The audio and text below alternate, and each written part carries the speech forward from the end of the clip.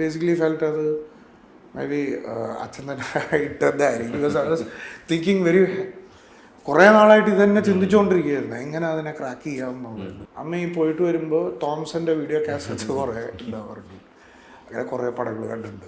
അച്ഛൻ്റെ ഫിലിംസിൽ എനിക്ക് തോന്നുന്നില്ല എനിക്കങ്ങനെ ഒരു ഇതുണ്ടായിരുന്നു. ചെറുപ്പത്തിൽ തന്നെയാണ് താഴ്വാരം കാണുന്നത്, അത് ഭയങ്കര ഇഷ്ടമായി. ചെറുപ്പത്തിൽ തന്നെയാണ് വൈശാലി കാണുന്നത്, അതും ഇഷ്ടമായി. കൂട്ടത്തിലൊരു കൊച്ചിൻ്റെ കരച്ചിലും കൂടെ കയറ്റി ഹൊററൊക്കെ ചെയ്യണമെന്നൊക്കെ ആഗ്രഹമുണ്ട്. പക്ഷേ ഒരു ഹൊറർ ടെംപ്ലേറ്റിനെ ബ്രേക്ക് ചെയ്തുകൊണ്ട് എങ്ങനെ നമുക്കത് പിടിക്കാം എന്നുള്ളതിൻ്റെ ആലോചനയിലാണ്. അമരത്തിലൊക്കെ കടലിൻ്റെ എരമ്പലിങ്ങനെ നല്ല രീതിയിൽ ഒക്കെ കിട്ടുവാണെങ്കിൽ അനദർ തിയേറ്റർ എക്സ്പീരിയൻസ്.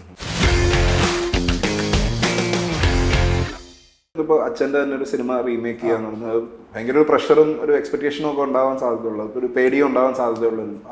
എങ്ങനെയാണ് നിദ്രയിലേക്ക് ലാൻഡ് ചെയ്തത് ആ സ്റ്റോറി തന്നെ ചെയ്യാൻ? ആ സ്റ്റോറി അത് it was relatable even now.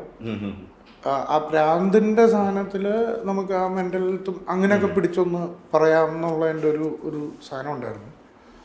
അത് തന്നെയായിരുന്നു നമുക്കത് ചെയ്യാനുള്ളൊരു കാര്യം. വി ക്യാൻ ഡു, ബിക്കോസ് നമുക്കൊരു എക്സ്ട്രാ ഒരു സാധനം പറയാനുണ്ട്. ബട്ട് സ്റ്റിൽ ഇത് എങ്ങനെ എൻഡ് ചെയ്യും, നമുക്കൊരു പുതിയതില്ലല്ലോ എന്നൊക്കെ പറഞ്ഞ് കുറേ നാൾ ഇരിക്കുമ്പോഴാണ് എനിക്ക് ആ എൻഡിങ് ഇത് കിട്ടിയത്. വെള്ളത്തിൽ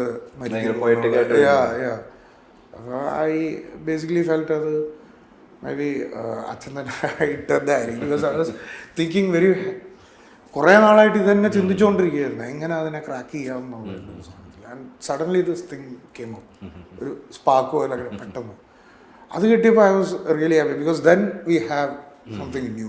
ആ ലാസ്റ്റ് റീല് അവർ മറ്റേത് വീട്ടിലിങ്ങനെ അലമ്പുണ്ടാകുമ്പോൾ അവനെ ഇത് ചെയ്യണം എന്നൊക്കെ പറയുന്ന സമയത്ത് ഈ ഭാര്യ വന്ന് കുറേ ഉറക്ക ഗുളിക ഉണ്ടാവും, അത് കലക്കി അവന് കുറച്ച് കൊടുക്കും, ഇവരും കുറച്ച് കഴിച്ച് ഒരു ഗാഢ നിദ്രയിലേക്ക് പോകുന്നതാണ് നിദ്ര, ഒറിജിനൽ സാധനം.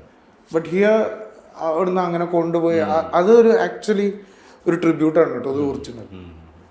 ഇത് നമുക്ക് അതിൽ നിന്ന് ഇൻസ്പയർഡ് ആയതാണ് ഇങ്ങനെയും കൂടെ എന്നുള്ള. ഇപ്പോൾ അങ്ങനെ ഒരു സാഹചര്യത്തിൽ അത് രണ്ടും കിട്ടിയപ്പോഴാണ് ധൈര്യമായിരുന്നു ശരിക്കും.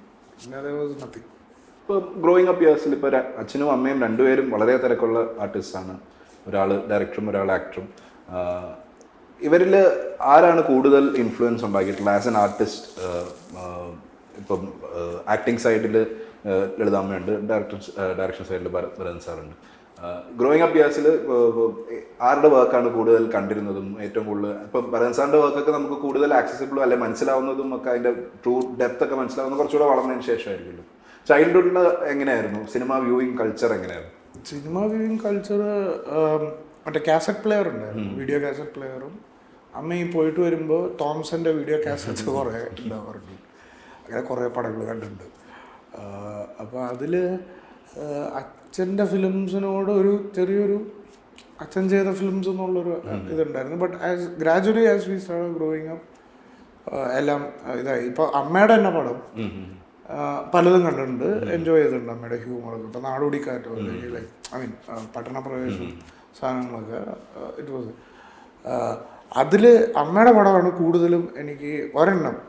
അത് ഭയങ്കര ഒരു സാരാണ്, അതെങ്ങനെ ലൈഫിലൊക്കെ തിരിച്ച് കറങ്ങിയടിച്ച് വന്നത്.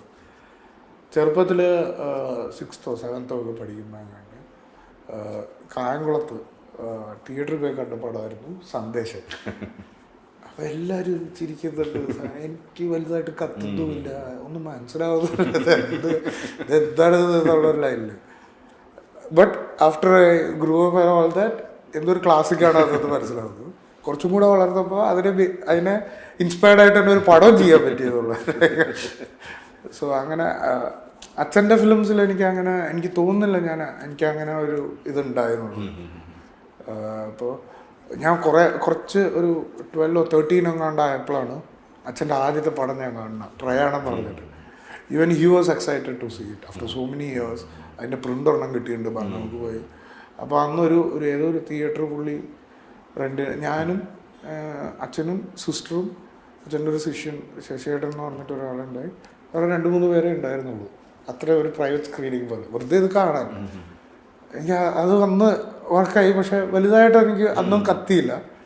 ബട്ട് ദെൻ ഭയങ്കര ഒരു രസമുള്ള ഫിലിമാണെന്ന് തോന്നിയായിരുന്നു ഇതിലൊക്കെ ആയിട്ട്. സോ അച്ഛൻ്റെ അതിൽ അങ്ങനെ തോന്നിയിട്ടില്ല. ഇപ്പോൾ ചെറുപ്പത്തിൽ തന്നെയാണ് താഴ്വാരം കാണുന്നത്, അത് ഭയങ്കര ഇഷ്ടമായി.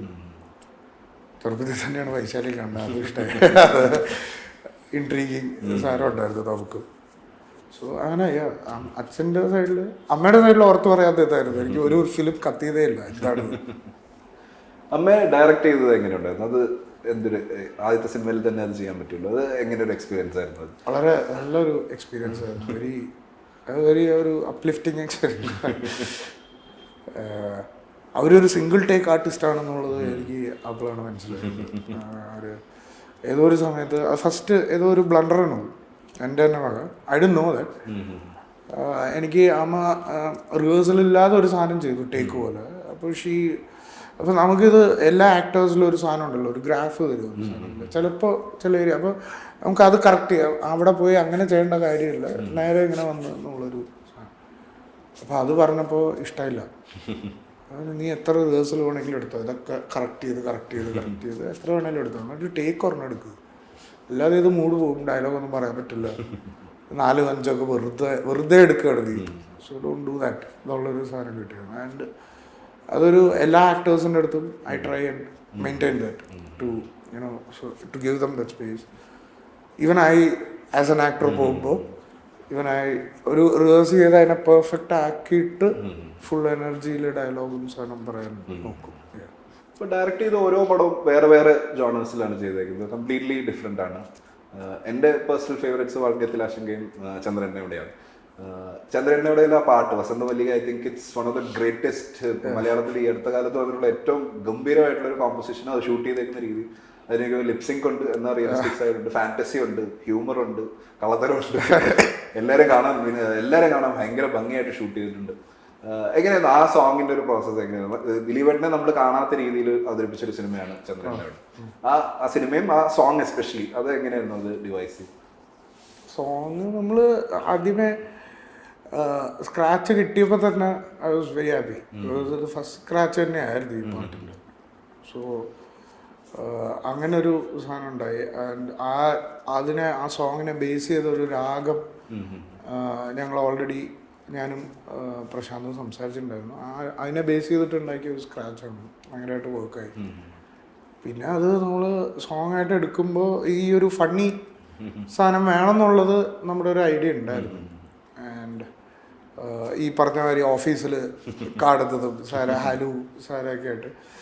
ആൻഡ് പിന്നെ ചില ഷോർട്സൊക്കെ ഈ പറയുന്ന പോലെ ഇംപ്രവൈസ്ഡ് എടുപ്പാണ് സാർ. അതാണ് ഇപ്പം ആ സൺസെറ്റിൽ അവർ വന്നിരിക്കണൊക്കെ അന്ന് ലാസ്റ്റ് ഡേ ഓഫ് ഷൂട്ടാണ്. എല്ലാം കഴിഞ്ഞ് വരുമ്പോൾ ലാസ്റ്റ് ഒരു സൺസെറ്റ്, നല്ലൊരു സൺസെറ്റ് നമ്മൾ ആ പാറപ്പുറത്ത്. അപ്പം തന്നെ നമുക്ക് അത് ഈ കുട്ടീനെ വെച്ചിട്ട് ഒരു ഷോട്ട് എടുക്കാം. അതിൽ പടയെന്ന് പറഞ്ഞ് ആ പരിപാടി ആ ഒരു സീക്വൻസ് പോലെ വന്നു. അതേമാതിരി നമ്മൾ അമ്പലത്തിൽ കുറച്ച് സീക്വൻസ് എടുക്കാനുണ്ടായിരുന്നു. ഈ അമ്മ അനുശ്രീനെ അഡ്വൈസ് ചെയ്യുന്ന പോലെ. അപ്പോൾ അതിലൊരു എൻ ഷോട്ട് എടുക്കുക, ഇവിടെ ഈ മറ്റേ വിളക്ക് വെച്ച് അതൊക്കെ അപ്പോൾ വെറുതെ എടുത്ത് വെച്ചേക്കാം, ലെറ്റ്സ് സീ വാട്ട് ഹാപ്പൻസ് എന്നുള്ളത്. So it fell all again. നമ്മൾ ഇത്രയും ഇതായിട്ട് നിൽക്കുമ്പോൾ ഐ തിങ്ക് എവറിത്തിങ് ഫോൾസ്.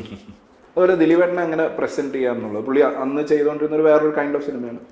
ഇതും പുള്ളിയുടെ സോണാണ്, പക്ഷെ എന്നാൽ കംപ്ലീറ്റ്ലി ന്യൂ ആണ് എന്നുള്ളൊരു രീതിയിലായിരുന്നു. കംപ്ലീറ്റ്ലി ന്യൂ അല്ല എന്നാണ് എനിക്ക് തോന്നിയിട്ടുള്ളത്. ബിക്കോസ് പുള്ളിയുടെ ഒരു വിന്റേജ് സാധനം ഉണ്ടായിരുന്നു. അതെ, പുള്ളിക്ക് ഭയങ്കര സൂട്ടബിൾ ആയിട്ടുള്ള ക്യാരക്ടർ, പക്ഷേ അത് ഭയങ്കര ഫ്രഷ് പ്രസന്റേഷൻ ആയിരുന്നു. I was his fan also. നേരത്തെ വർക്ക് ചെയ്തിട്ടുണ്ടല്ലോ പുള്ളിയുടെ രസികനിൽ വർക്ക് ചെയ്തിട്ടുണ്ടായിരുന്നു. ബട്ട് അതിന് കുറച്ച് മുമ്പായിട്ടും പുള്ളിയുടെ ഒരു ഹ്യൂമർ സാധനം ഉണ്ടായിരുന്നില്ല. നമ്മളൊക്കെ ചെറുപ്പം വന്നത് അതിൻ്റെ ഒരു സാധനം പിടിക്കണം എന്നുണ്ടായി. And it shouldn't go into that overtly comedy സാധനം എന്നുള്ളത് മനസ്സിലൊരു ശരിക്കും ഇതുണ്ടായിരുന്നു. ആൻഡ് അതിൻ്റെ ഒരു ബേസിക് ഗ്രാഫിൽ ഇങ്ങനെ ചിരിച്ചിരിച്ച് അവസാനം ഒരു ഡിപ്പിലേക്ക് പോയി കയറ്റിക്കൊണ്ട് വരണം എന്ന് ആഗ്രഹം ഉണ്ടായിരുന്നു. I mean that was all there in the thing. And ആ ഷോർട്ട് സ്റ്റോറിയിൽ തന്നെ സന്തോഷേട്ടൻ്റെ ഒരു ഷോർട്ട് സ്റ്റോറിയാണ് മീനത്തിൽ ചന്ദ്രൻ എന്ന് പറഞ്ഞിട്ട് ഒരു ഷോർട്ട് സ്റ്റോറിനെയാണ് നമ്മൾ അഡാപ്റ്റ് ചെയ്തത്. അപ്പോൾ ആ ഷോർട്ട് സ്റ്റോറിയുടെ ക്ലൈമാക്സ് തന്നെയാണ് നമ്മുടെ പടത്തിൻ്റെയും ക്ലൈമാക്സ്. ഇയാളിങ്ങനെ നടന്നു കയറി സ്റ്റെപ്പ് കയറുമ്പോൾ ചന്ദ്രൻ പുറത്തു വന്നു, ആകെ വെളിച്ചമായി, പുള്ളി പെട്ടു എന്നാണ് ഇതിൽ എഴുതിയിരിക്കുന്നത്. സോ അത് വല്ലാതെ ഇൻസ്പയർ ചെയ്തു. അങ്ങനെ ഒരു ദറ്റ് എഴുത്ത് തന്നെ ലൈക്ക് ആ ഇമേജും സാധനവും അത്. ആൻഡ് അതിൻ്റെ കൂട്ടത്തിൽ നമുക്ക് എന്ത് ചെയ്യാമെന്ന് പറഞ്ഞ് സന്തോഷേട്ടനായിട്ട് ഇങ്ങനെ ബ്രെയിൻ സ്റ്റോം ചെയ്യണ സമയത്ത് വേറെ എന്തോ കാര്യം നമ്മൾ സംസാരിച്ചുകൊണ്ടിരിക്കുമ്പോൾ പുള്ളിയുടെ ആദ്യത്തെ പ്രസവത്തിനെ കുറിച്ച് പുള്ളി ഡോറിൻ്റെ വെളിയിൽ നിൽക്കുന്നതും ഇവള് പുള്ളിയുടെ ഇവളെന്നല്ല പുള്ളി പറഞ്ഞ സാധനം പറഞ്ഞു അവർ പ്രസവിക്കുന്നതും പുള്ളിക്ക് ആ കുഞ്ഞിനെ കിട്ടിയതും സാധനമൊക്കെ പറഞ്ഞപ്പോൾ തന്നെ നമുക്ക് ഐഡിയ കിട്ടി. ചേട്ടാ ഇത് ഇങ്ങനെ ഒരു സാധനം നമുക്ക് വയ്ക്കാണ് where he's thinking about the kid. അങ്ങനെ എന്നിട്ടാണ് പുള്ളി അത് വെളിച്ചത്തിലായി. മറ്റേ ആ വെളിച്ചം കണ്ടപ്പോഴാണ് പുള്ളിക്ക് മറ്റേ സാധനം കിട്ടിയത്. അത് കൂട്ടത്തിലൊരു കൊച്ചിൻ്റെ കരച്ചിലും കൂടെ കയറ്റി. അങ്ങനെയാണ് അത് ആ ഒരു. സോ എനിക്കത് ഭയങ്കര ഒരു സാധനം അഡാപ്റ്റ് ചെയ്യുമ്പോൾ അതിൻ്റെ ഒറിജിനൽ ക്ലൈമാക്സിൽ തന്നെ നമ്മൾ നമ്മുടെ എല്ലാം പറഞ്ഞുകൊണ്ട് നിർത്തി എന്ന് പറയുന്നത് അത് അച്ചീവ് ചെയ്യാൻ പറ്റിയില്ല. വെരി ഹാപ്പിയാണ്. ഇപ്പോൾ വന്യത്തിൽ ആശങ്കയും എങ്ങനെയാണ് അത് ഇപ്പോൾ റിലീസ് സമയത്തിനേക്കാളും കൂടുതൽ അപ്രീസിയേഷൻ പിന്നീട് അത് OTT-ലും സാറ്റലൈറ്റിലൊക്കെ വന്നതിന് ശേഷം ഭയങ്കരമായിട്ട് എല്ലാവരും സെലിബ്രേറ്റ് ചെയ്യുന്നുണ്ട്. അത് എങ്ങനെയാണ് ഒരു ഭയങ്കര രസമുള്ള നമ്മൾ നേരത്തെ പറഞ്ഞ സന്ദേശത്തിനുള്ള ഒരു ട്രിബ്യൂട്ട് പറയാം.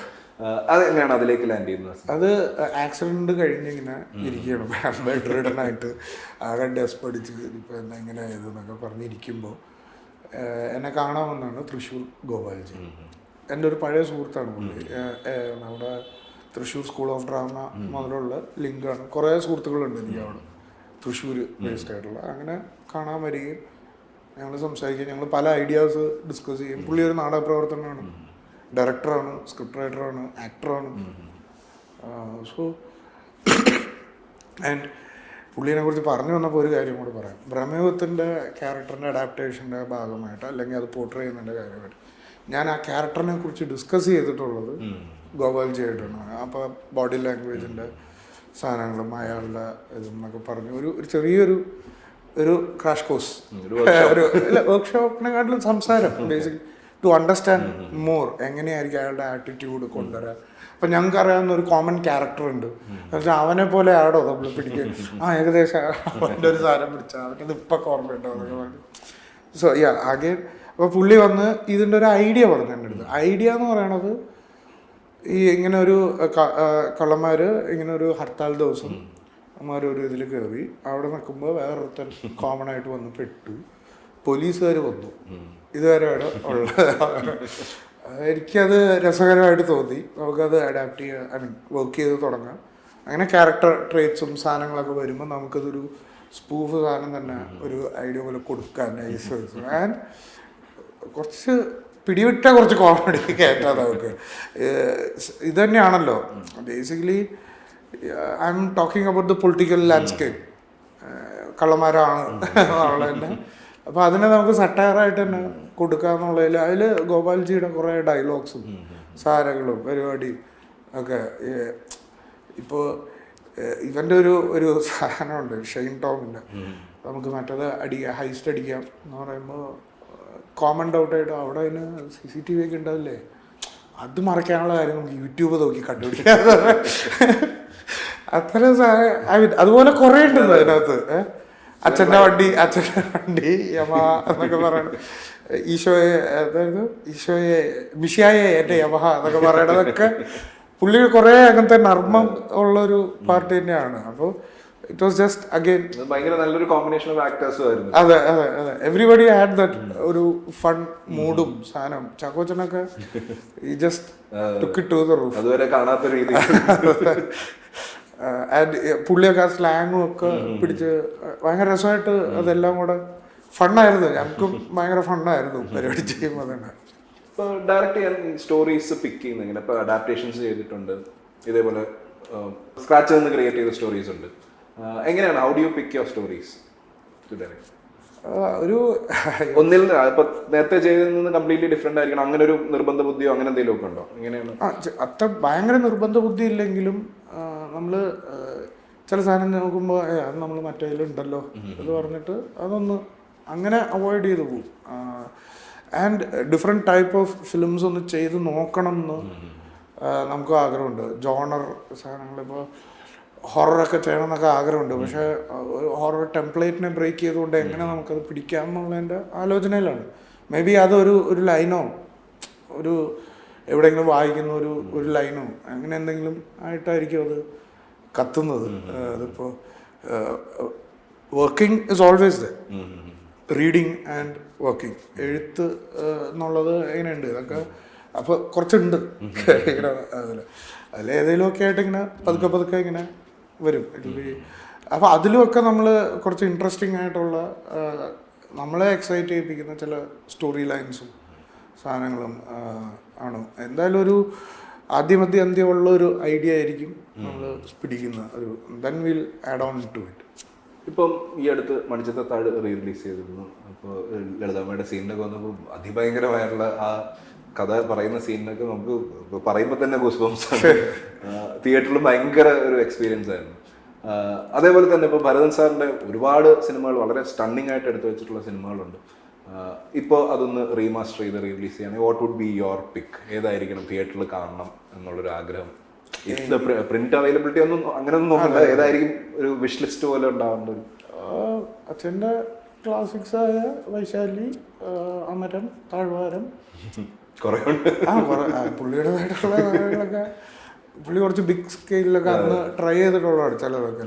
സോ അതൊക്കെ പാറ ഉരുണ്ട് വരണൊക്കെ ഒരു 5.1 ഡോൾബിയിൽ കേൾക്കണമെന്ന് നല്ല ആഗ്രഹമുണ്ട് അറ്റ്മോസ്ഫിയറിലൊക്കെ. ബട്ട് അതൊക്കെ എങ്ങനെ ഒട്ടുമിക്ക ഫിലിംസിലെയും പ്രിന്റുകളൊന്നും എവിടെ ഇല്ല, മറ്റേ അതിൻ്റെ നെഗറ്റീവ്സും ആരോ ഒക്കെ കാണണമെന്ന് ഉള്ളൊരു ഫിലിം തന്നെയാണ്. പക്ഷെ അതിൻ്റെ ഒന്നും ഇറ്റ്സ് ലോസ്റ്റ്. ഇപ്പൊ ഈ അടുത്ത് താഴ്വാരം എനിക്ക് ഒന്ന് 4K യൂട്യൂബിൽ വന്നിട്ടുണ്ട്. ഇതുവരെ കാണാത്ത രീതിയിലുള്ള നല്ല പ്രിന്റിലാണ് അത് വന്നേക്കുന്നത്. യൂട്യൂബിൽ വരുന്നതൊക്കെ ഈ പോസിറ്റീവ്സിനെ വെച്ചിട്ട് ചെയ്യുന്നതാണ്. ആൻഡ് നെഗറ്റീവ് ഉള്ളപ്പോഴാണ് അതിനൊരു പ്രോപ്പറായിട്ട് ചെയ്യാൻ പറ്റുക. അല്ലെങ്കിൽ അത് ഒരുമാതിരി അവിടെ ഇവിടെയൊക്കെ ചിലപ്പോൾ വെങ്കലമൊക്കെ വന്നു. അതൊക്കെ ഓക്കെ ഇറ്റ്സ് കുറച്ച് ക്ലാരിറ്റി ഉണ്ടെന്നല്ല. അതിൻ്റെ ഈ ഫിലിംസിലൊക്കെ ഭയങ്കരമായിട്ട് സൗണ്ടിലൊക്കെ വർക്ക് ചെയ്തിട്ടുണ്ട്. സോ അതൊക്കെ ഒരു സറൗണ്ടിലും സാധനവും അമരത്തിലൊക്കെ കടലിൻ്റെ എരമ്പലിങ്ങനെ നല്ല രീതിയിൽ ഒക്കെ കിട്ടുവാണെങ്കിൽ another theatre experience.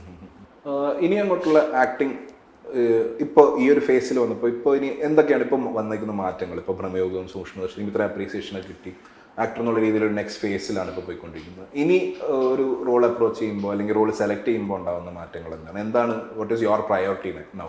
Priority is I need to have a space to perform. അതായത് ഒരു വേണം, നമ്മൾ വരുന്നതിലൊരു എന്തെങ്കിലും കാര്യം ഉണ്ടാവണം. ഒരു സാർ അത്ര തന്നെ. വേറെ എല്ലാ ജോണേഴ്സും എനിത്തിങ് ഫുൾ ഓപ്പൺ ആണ്. ബിക്കോസ് അതിന് വേണ്ടിയിട്ടാണല്ലോ.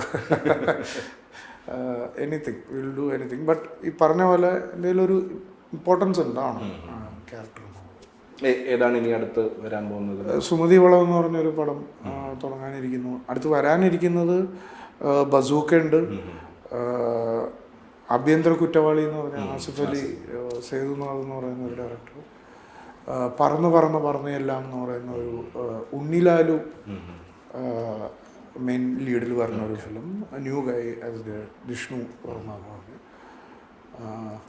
ആ ഫിലിം. പിന്നെ ബബബ്ബ അതുപോലെ പടത്തിലൊരു ചെറിയൊരു, അതിലും ഹ്യൂമർ ആണോ അതോ വേറെ വേറൊരു ഇപ്പൊ പറയട്ടെ ശരിയല്ല. അങ്ങനെ it's okay, it's going on. Directorial പ്ലാൻസും ഡയറക്ടോറിയൽ നെക്സ്റ്റ് ഇയർ കുറച്ച് ആക്ടേഴ്സിൻ്റെ അടുത്ത് സംസാരിച്ചിട്ടുണ്ട്. So I don't think it's right to reveal the name. So let's see. അപ്പോൾ എന്തായാലും all the best and congratulations once again Sookshmadarshini. ഇനിയും വലിയൊരു വിജയമായി മാറട്ടെ. All the best for your future projects. Thank U.